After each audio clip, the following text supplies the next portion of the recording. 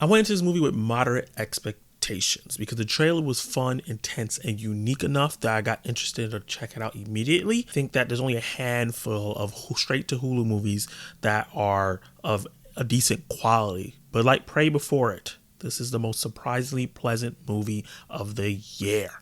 Let me break down the good, break down the bad, and tell you if this is for you.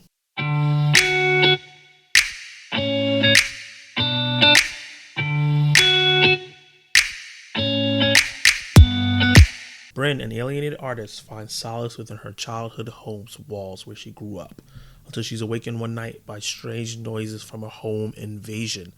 But it's not what she thinks it is, it's from unearthly intruders.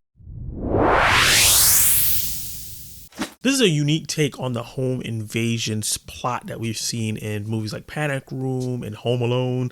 And this movie has some of the Home Alone vibes and also has some touchings of the Hush, that Mike Flanagan movie that used to be on Netflix, but they took it off Netflix, and now I'm freaking out because I used to watch that movie every year. But sorry, enough about Hush. This movie has similar trappings of that movie as well. You combine that with an alien abduction film similar to Signs and The Fourth Kind, and you have a really nice mixture and concoction together that's very unique and I haven't really seen done before. And the movie is as intense as the trailer shows. I was really clenched and tight and like, oh my God, what was going to happen next? Because I wasn't too sure.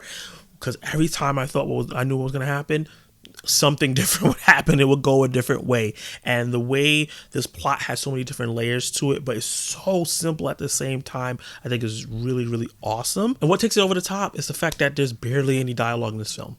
It's, I think, 7 words, 8 words, maybe, said in this film in total.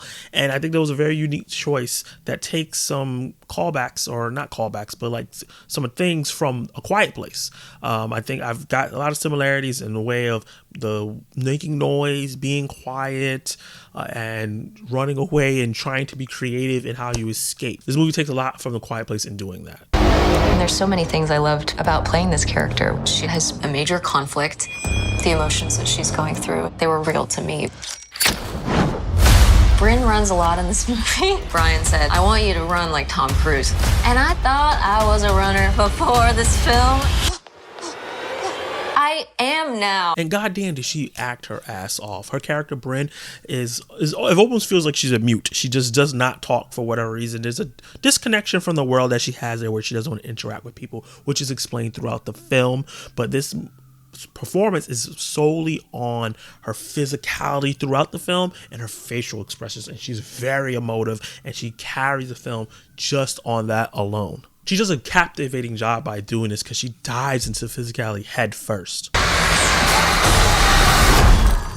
literally and figuratively. It's really great dedication that makes this movie work. If she wasn't so dedicated to the role physically and emotionally and doing everything she did, the movie wouldn't work as well as it does. And the aliens, they kind of look like the typical gray aliens that you would see from the old movies. And this movie has an old school feel to it. It is set in 2023, I believe, but it has like a 1950s feel. And that's also kind of explained in the film as well. Her part of this, like where she is, because she's like in the middle of the woods and far. It's one of those places where you're really far from your neighbor and you would have to like take a car, drive, or ride your bike to get to them.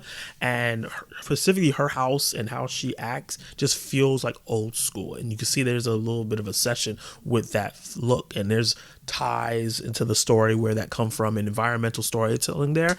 And it's fitting that the aliens look like they come from that era as well. And you can tell that the filmmakers here study alien abductions because the technology that's used here for the aliens is so dope. The sound effects, the way it's presented is very stylish, but also very like, we've seen this in conspiracy theories before, like those videos you see online, and when people would have like recollections of being abducted by aliens, you could tell that they took a lot of that to add some extra groundedness and fear into the film. And the way the aliens communicated and their intentions, as you start realizing what their intentions really is when we get more into the film, completely subverted my expectations.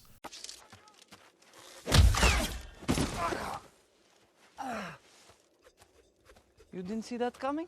I came into this film expecting panic room with aliens, which is not a bad, setup. That actually sounds like an interesting movie, but we got a lot more here because Bryn has a dark past that's unveiled throughout the film, and this movie starts dealing with different elevated traumas and different things that you would see like in an A24 film, but does it in a unique way that ties so well into the home invasion and also the alien abduction. I think that they tied all the different ways this movie works together really well, and it makes this intense and emotional ride, especially through the first and third act, that is unforgettable.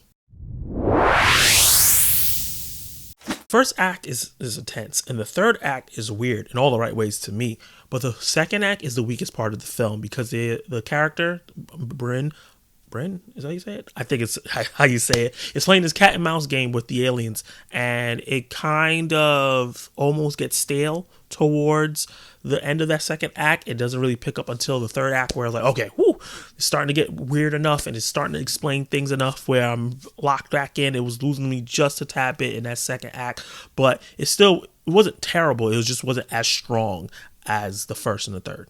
And the alien CGI.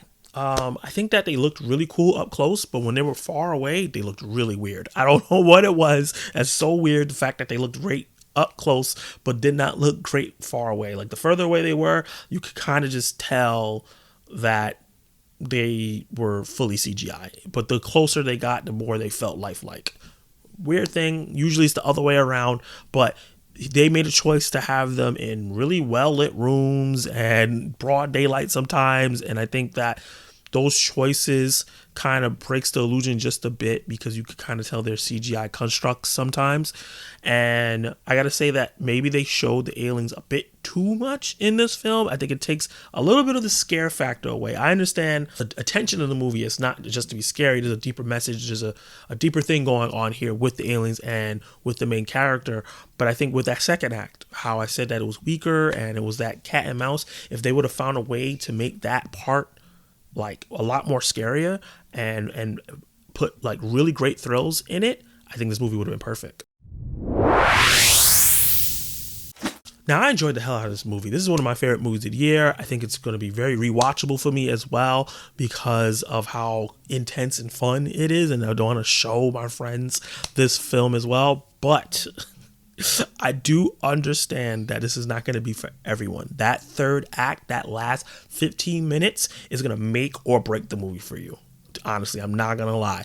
The last 15 minutes is going to make or break the film for you. It's a really weird choice that they made that I thought was awesome, and it really worked. And if you really pay attention to the environmental storytelling that they have in the film, and that's why I think that they chose not to have dialogue, so you would pay attention to what's going on, you can get the full effect of the film. But if that's not what you're looking for, if you're coming in thinking it's going to be panic room with aliens, I can see this being very disappointing and maybe feeling pretentious. But with that said, if you are looking for a unique sci-fi home invasion alien abduction film with a great lead performance, great sound design, I forgot to talk about that, and some really unique takes on trauma and what maybe aliens would want from us, this might be the movie for you. I definitely think you should check it out. And with that said, I'm going to give No One Will Save You a B+.